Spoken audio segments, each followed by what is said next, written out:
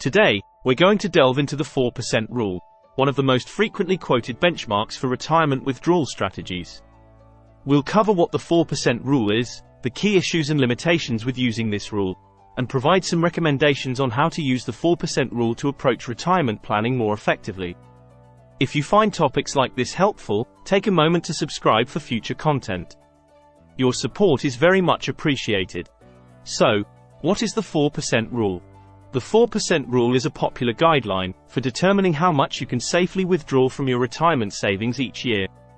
It is a withdrawal strategy often referred to as constant dollar or dollar plus inflation, where you decide an initial withdrawal rate of your retirement portfolio, in this instance 4%. Then, in each subsequent year, you adjust that withdrawal amount for inflation to maintain your purchasing power. Let's look at an example. Imagine you retire with a portfolio of £1 million.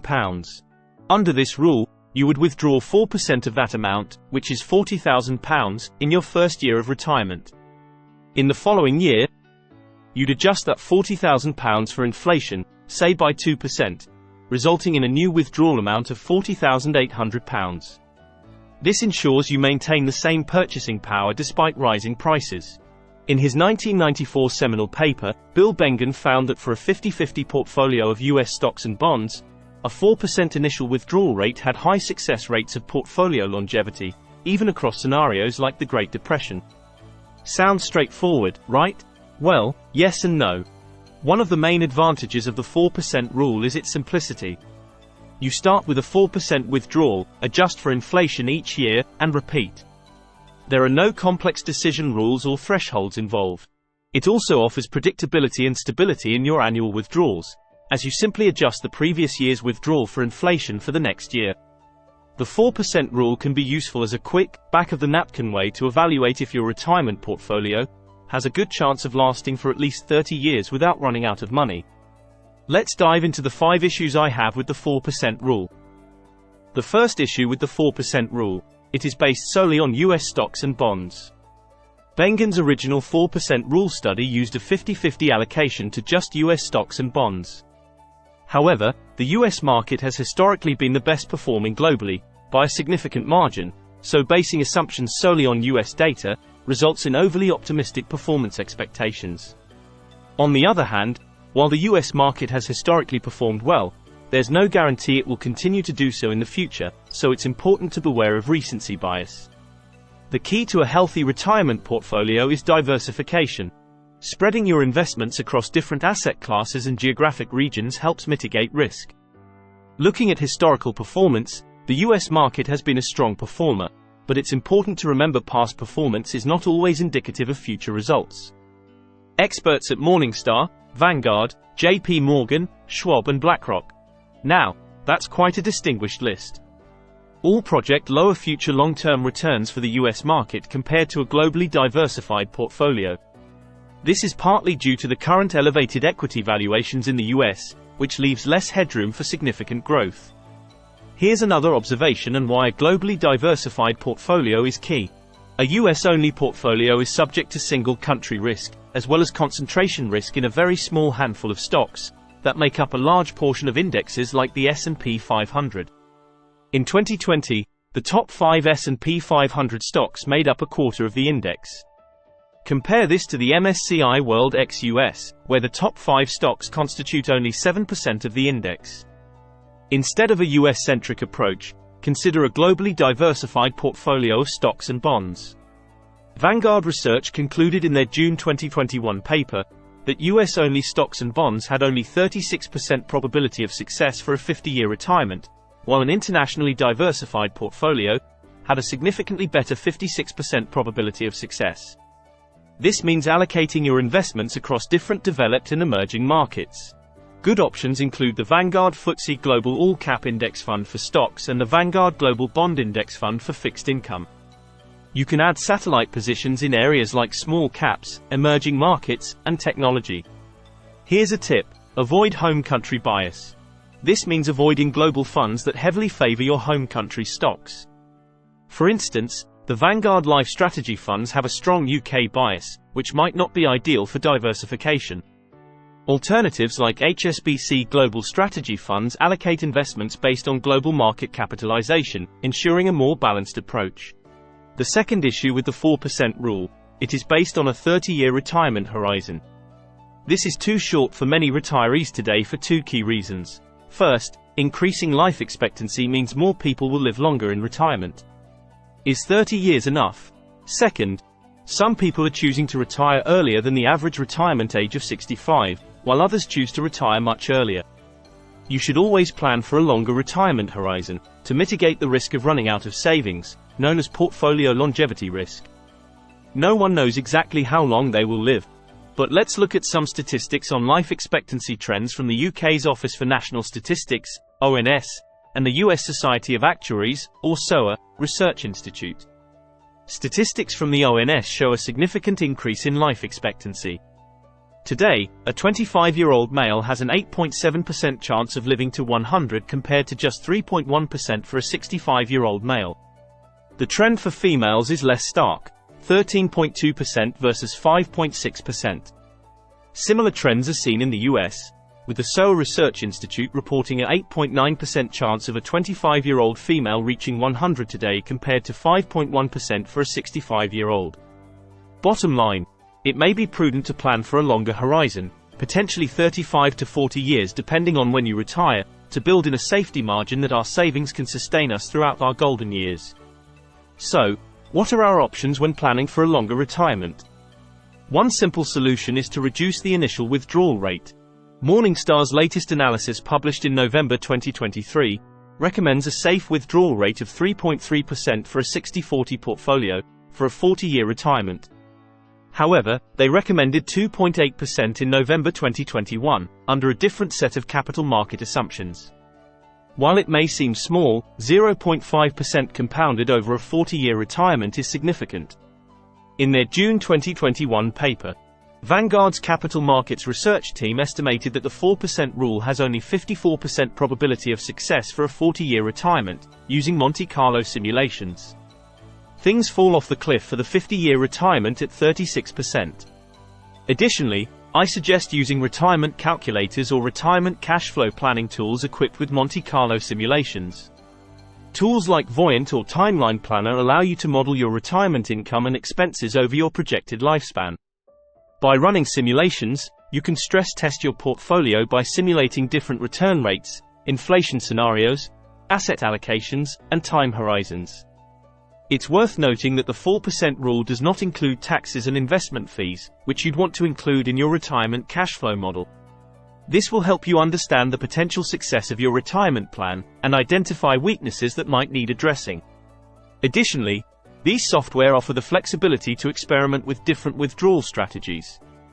I'll leave a link to these tools in the description. A brief note on interpreting Monte Carlo simulations. Derek Tharp highlights in an excellent article on Kitces.com that a 50% probability doesn't equate to a 50% chance of ruin. Rather, it indicates a 50% likelihood of needing some adjustments, or course corrections over time. These adjustments don't have to be drastic, and could involve modest spending cuts, reduced discretionary expenses, or part-time work. The third issue with the 4% rule: it is too conservative for a 30-year retirement. Now, before we discount the 4% rule, let's acknowledge its strengths. Bengen's research showed a remarkably high success rate, even with a 30-year horizon.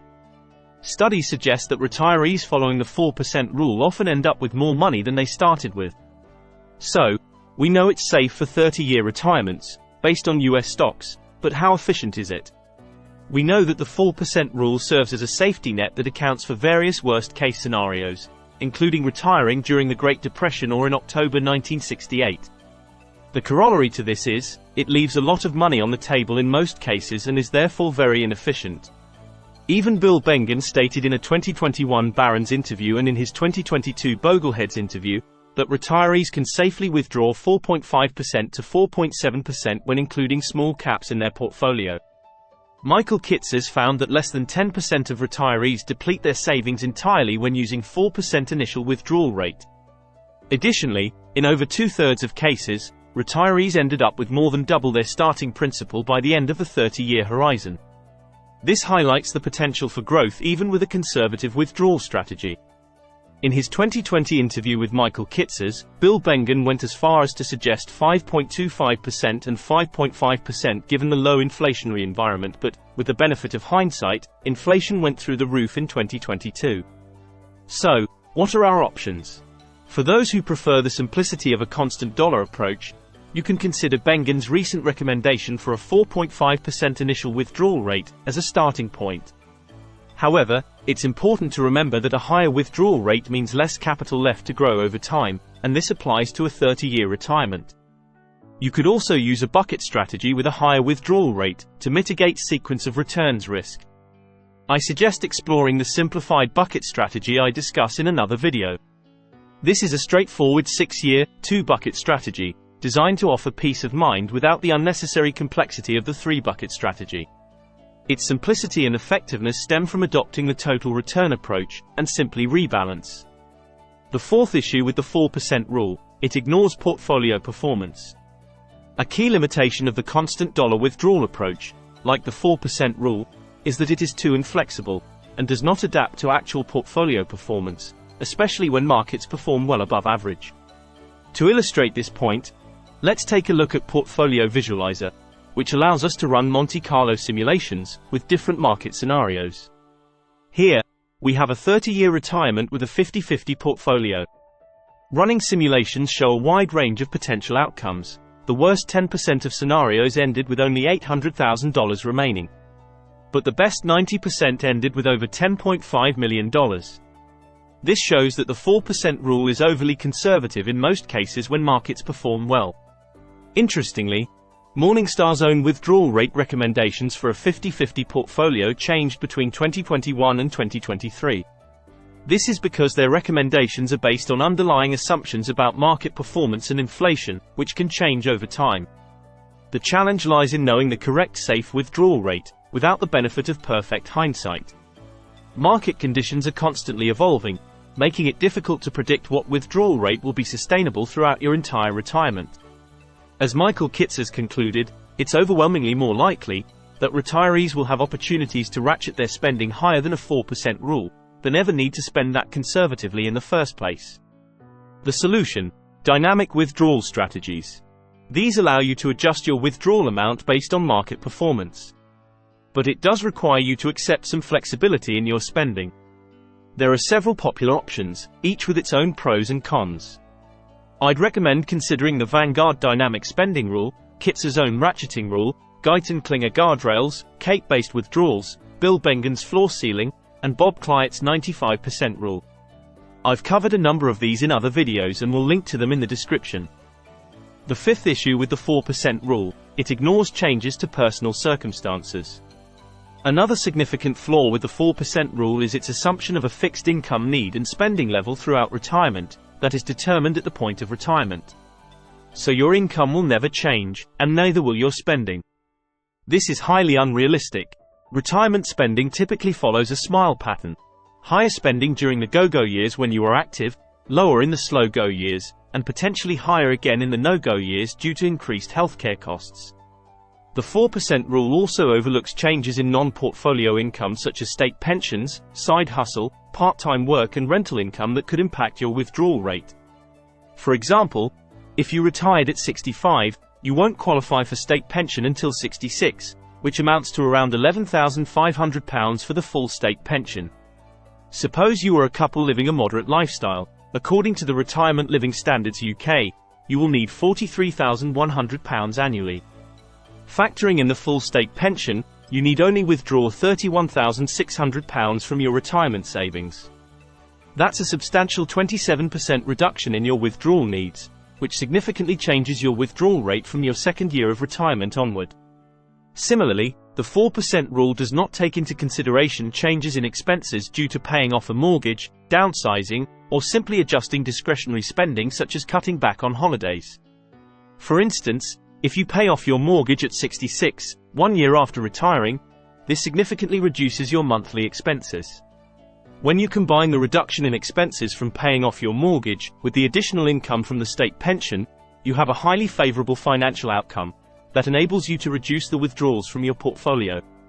Given these limitations, I recommend using retirement calculators or planning tools, to model your specific income sources and expected spending changes over time. Additionally, you should regularly review and update your plan, every 5 years or when significant life events occur. This is essential to ensure it remains aligned with your financial needs and goals. Okay, let's wrap up. The 4% rule has served as a valuable benchmark for retirement planning for many years. But it's not a rule as much as it's a rule of thumb, but calling it the 4% rule of thumb doesn't quite have the same ring. So, while the 4% rule can provide a quick, rough assessment of whether your retirement savings are in the right ballpark, I would strongly advise against planning your retirement based on the original 4% or even the revised 4.5% rate. I cannot emphasize this enough. So, how can you use the 4% rule in retirement planning? Here's how in 5 steps. First, before you even start thinking about retirement planning, it's critical to ensure you have a globally diversified portfolio, within say a simple 2-fund or 3-fund portfolio. This underpins your retirement. You can always add satellite funds later to accommodate small caps, emerging markets or technology. You will also need to understand your current expenses, but keep in mind that retirees typically spend about 80% of their pre-retirement expenses. Second, I'd recommend using the 4% rule only as a simple rough estimate, to test if your portfolio is even in the right ballpark. If you're considering a longer 40-year retirement, then Morningstar's 3.3% may be a more appropriate initial benchmark. Now, if you are within say a 10% margin, then I recommend proceeding to the third step, using a retirement calculator or planning tools with Monte Carlo analysis, to create a customized plan that factors in your specific circumstances and goals. One advantage of such software is, it's simple to explore what-if scenarios, and stress test your plan with various returns, inflation, income and spending assumptions. This enables you to identify potential weaknesses, and to plan for and evaluate contingency adjustments, before they escalate into potential crises. Fourth, consider augmenting your retirement plan with complementary strategies, ranging from maintaining 2-year cash reserves and defining a discretionary spending tier for spending flexibility, to managing additional income streams and implementing the simplified 2-bucket strategy. Finally, if you can accept some flexibility in your spending, I'd strongly recommend considering dynamic withdrawal strategies that adapt to market performance. Another compelling reason to consider these. Bill Bengen and other financial experts have revised the safe withdrawal rate as new data and insights become available. First, it was 4%. Then it was 4.5%. Later even 5% is safe. Dynamic withdrawal strategies aim to balance portfolio longevity with the enjoyment of your retirement, and are supported by most retirement planning tools. Realistically, most of us have some level of spending flexibility. This may range from holidays and subscriptions to dining out and new gadgets. This spending flexibility, along with any additional income from say a part-time job, is crucial for managing periods of market downturns and high inflation. Combining dynamic withdrawal strategies with Monte Carlo simulations puts you in a better position than merely relying on a single number to plan 40 years of your retirement. Now, at this stage, for added peace of mind, you might consider consulting a fee-only financial advisor. They can review your retirement plan, recommend best practices, and help identify any further weaknesses. If you are still here, thank you for your time, and I hope you found this helpful. Don't forget to like, share, and subscribe for more content. It will help our channel grow. Thanks for watching, and I'll see you in the next one.